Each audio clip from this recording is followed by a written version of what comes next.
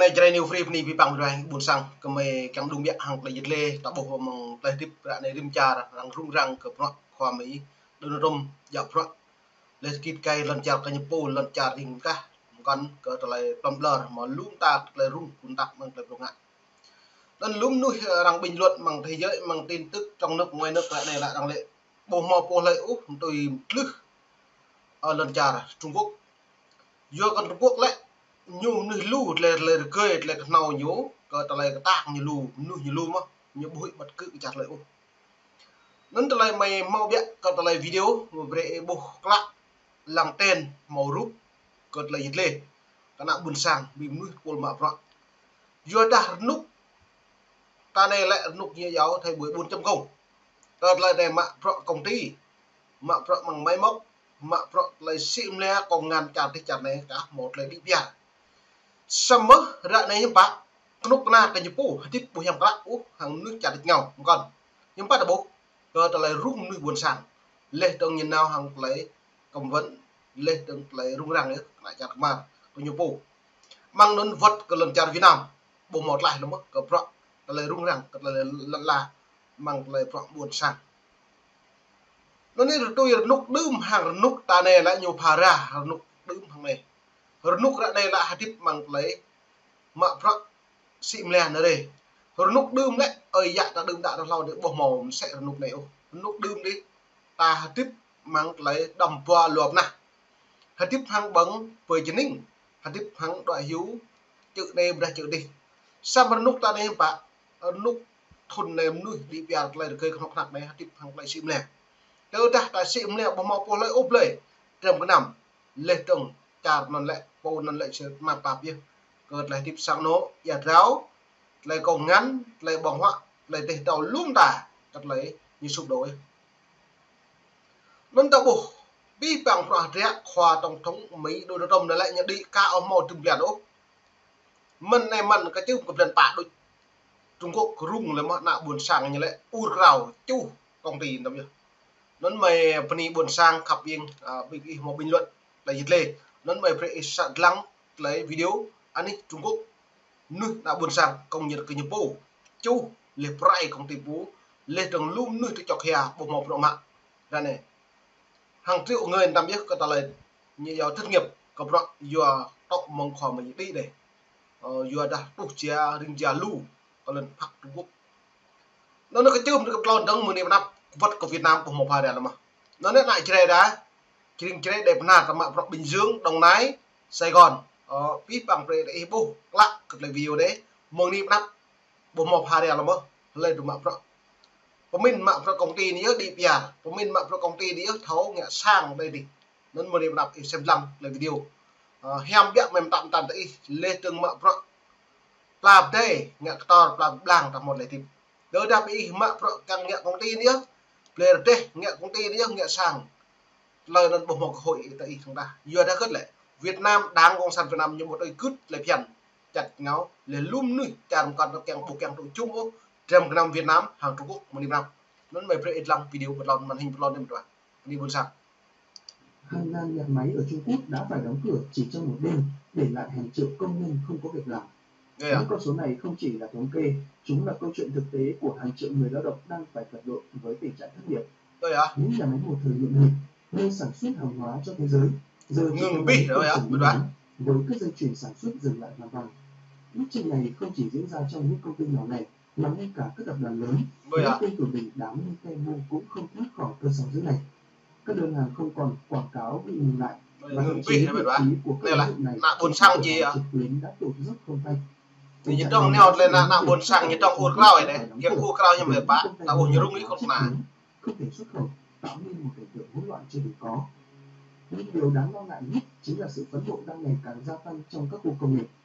Công nhân không chỉ bị mất việc mà còn không nhận được lương, khiến họ thực sự không còn gì để mất việc không nhận được lương bây giờ đã dẫn đến các vụ việc đáng tiếc khi công nhân biểu tình bằng cách đốt cháy chính nhà máy mà họ đã từng làm việc. Một lần nữa, Trung Quốc phải đối mặt với một cuộc khủng hoảng lao động chưa từng thấy, nhưng lần này mức độ và sự lan rộng của nó không còn có thể kiểm soát. Trong khi đó, chính quyền Trung Quốc vẫn duy trì thái độ lạc quan, liên tục khẳng định rằng đất nước này có thể sống mà không cần nghĩ. Nhưng thực tế có đơn giản như vậy. Khi hàng triệu con người không còn nguồn thu nhập, thì các nhà máy kiệt quệ, khi doanh nghiệp lao đao và khi nền kinh tế đang lâm vào cảnh khủng hoảng trầm trọng. Câu hỏi lớn là Trung Quốc có thật sự có đủ khả năng để đứng vững trước sóng gió này? Cho nên vậy buồn sang đây tại ibu kata lai yukle pipang pro này hatip nên Trung Quốc vất mang cái lần mong niệm nắp Việt Nam nên tại bố này tổng thống Donald Trump nhiều tuyên bố mang non Việt Nam hàng Trung Quốc kata lai tu chia lu kata lai yua soh một lai phiền quân mạ pro quân này một số yếu cao một hợp liệt đó nữa giờ một hiệu lực kata lai tu chia này sắm Trung Quốc rung mà lên nạ buồn sang lên trong u cáo ca một thấu một niệm năm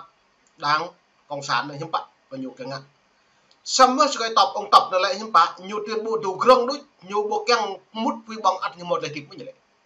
bây giờ nó đã bộ đã một lời thịt như vậy cả đi biển lần chặt cái nhiệm vụ nó nên ra nhiều keng đi biển nhiệm vụ xả tòa đỡ nhiều tuy mới còn lấy linh han có sung là bật hạt này đi xăm nước Mỹ toàn cầu thì vậy là nó bổ lại nhiều nhá còn lấy phục học toàn lại làm nghe này nhiều màu cái tụt bổ lỡ xăm mẫu cơ hội đó đã lệ nước Mỹ nhục đi cái lệ đang cộng hòa đang lại đang dân chủ còn lại đi biển nó đấy nước Mỹ lao để nhiệt lực này hạt rẻ có pi bằng tổng thống Donald Trump những bộ lao lấy hạt rẻ này nhiều lao đề là đã tụ dạn neo cái đáng cộng hòa đang dân chủ còn lại kít kê cho Mỹ nhưng bạn lên nước Mỹ lại nhiều giờ thuộc lần cha răm lút cái trong khu Trung Quốc nhiều bài nó này là nước Mỹ nhiều một cơ hội nhiều lên bạn nhiều đi được lên khôi phục lệ bí bằng hạt rẻ mà lần chặt Mỹ lên trong thầu kít cây lần chặt cái nhiều phố lần chặt bây giờ nhiều bộ càng độ chung nồng nọ mỗi bộ độ chung nồng nọ nhưng bạn trong gram lần chặt Trung Quốc bằng nón Việt Nam hàng là nhìn ra lút mừng niệm nặng non Việt Nam này là cả bố cái mà tum này là cả bố lên Trung Quốc bố là này mà phải lặng lại view được lại rung răng đã buồn sang như này đối với các doanh nghiệp sản xuất khi họ không còn đủ đơn hàng để duy trì hoạt động. Tình trạng này không chỉ giới hạn trong các doanh nghiệp nhỏ mà còn ảnh hưởng đến những tên tuổi lớn, những tập đoàn có quy mô toàn cầu. Một trong những công ty bị ảnh hưởng mạnh mẽ nhất là Thi Yên, một công ty thương mại điện tử Trung Quốc nổi bật trong ngành thời trang này. Mỹ đã trở thành một đế chế bán lẻ với doanh thu hàng năm hơn 30 tỷ đô la nhờ vào chiến lược giá rẻ và các chính sách thương mại ưu đãi, đặc biệt là theo cơ chế miễn thuế gen mini của Mỹ, cho phép các gói hàng nhỏ từ Trung Quốc vào Mỹ mà không bị đánh thuế. Tuy nhiên, khi chiến tranh thuế quan bùng nổ và các quy định thuế được thắt chặt, Thi Nhiên không còn có thể duy trì lợi thế đó. Các đơn hàng từ công ty này bắt đầu giảm mạnh, dẫn đến việc các nhà máy sản xuất cho Vi phải đối mặt với tình trạng đình trệ. Theo các chủ nhà máy ở Quảng Châu, nơi có nhiều nhà máy sản xuất phục vụ cho Vi, đơn hàng từ công ty này đã giảm tới 50% trong năm nay. Một trong những chủ nhà máy, ông Lee, người đã hợp tác với Vi trong suốt 5 năm qua, cho biết ảnh hưởng là rất rõ ràng. Thuế quan không phải là thứ mà chúng ta có thể thấy điểm kết thúc cho thời gian gần, và chúng tôi không biết chuyện gì sẽ xảy ra tiếp theo. Điều này phản ánh một thực tế đáng lo ngại đối với nền sản xuất ở Trung Quốc, nơi mà các công ty phải tìm cách thay đổi chiến lược để duy trì sản xuất. Bên cạnh đó, tình trạng các cảng lớn ở Trung Quốc như Thượng Hải và Quảng Châu phải đối mặt với cảnh tượng những container hàng hóa chất đống không thể xuất khẩu vì các nhà máy ngừng hoạt động. Đây là một hình ảnh đau thương đối với nền kinh tế Trung Quốc. Nó trả lời hàng này lại trả lời tum một pan có trả lời cái container hàng trăm cái năm ở đường lệ nhà máy chưa hết bộ tùy đoạn thì đoạn này năm nó cho bạn ta bố cả lời các bạn này nhưng bạn cơ trả lời dần và hẹp dần ở chiến lược cơ trả lời kinh tế thị trường toàn cầu này là anh đã buộc là Trung Quốc mà bò đứng vững từ đó đồng thống Donald Trump dù màu những tay úc lời này một niệm nạp lại Trung Quốc sau trình sụp đổ nó đã buộc mong Trung Quốc lại nhiều lúc hết trong cái năm anh nhiều mong nông nợ trong cái năm Việt Nam nhiều thứ mà nhiều một Trung Quốc tưởng nên từ lại mày chơi nhiều free ông thử ta bàn nuôi buồn sạc đầy cả tập xem lăng xem lăng có từ lại giá thị trường kinh tế hắn này đã buồn sạc đầy cả là học mà không ai tâm biết là có phải đi cà phê là tiêu địa tiêu đó là có cao mà lúm đã thật là học là công ty đào mạ Bình Dương Đồng Nai một rạc lú nhẹ sảng tập năng lần và sang sĩ tập năng mà vật lê thuê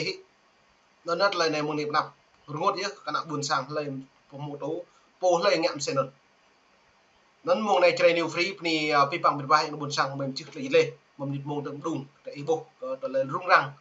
นึกเลยสิมแล้วบ่มันตีกึดหลังจากเงาเลยบ่กังมุดหางตะปูหางเลยเกิดการละเพียนนี่บุญสังขับยิงเสร็จหลังเลยวิดีโอใจนิวฟรีกลับไปมองบุญสังเสร็จหลัง